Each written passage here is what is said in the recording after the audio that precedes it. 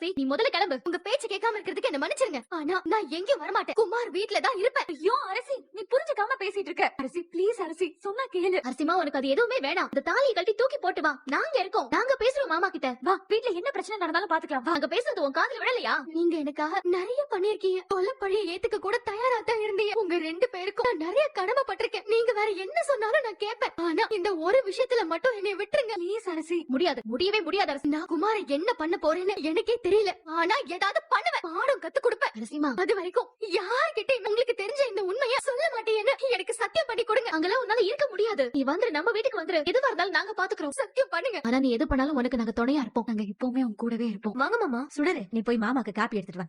Copy வேண்டாம், ஒண்ணு வேண்டாம். தெருவுல வச்சு அசிங்கப்படுத்த கூடாதுன்னா நான் வீட்டுக்குள்ளேயே வந்தேன். முதல்ல ஒரு புரோக்கரை பார்த்தோம். அந்த ஆளுதான் மயிலு நல்லா படிச்சிருக்கான்னு சொன்னா கல்யாணம் உடனே ஆகும்னு சொன்னாரு. இங்க பாருங்க, மேல என்கிட்ட போய் சொல்லிட்டே போகாதீங்க. மாப்ள, நாங்க நிஜமா தான் சொல்றோம் மாப்ள. உண்மை தெரிஞ்சா என்ன ஆகும்னு நீங்களா அதை பத்தி கொஞ்சம் கூட யோசிக்கவே மாட்டீங்களா? உங்களுக்கு கொஞ்சம் கூட உங்க பொண்ணு வாழ்க்கைய பத்தி பயமே இல்ல. இல்ல இது ஒரு முட்டாள் குடும்பம், ஈஸியா ஏமாத்திடலாம் நினைச்சீங்களா?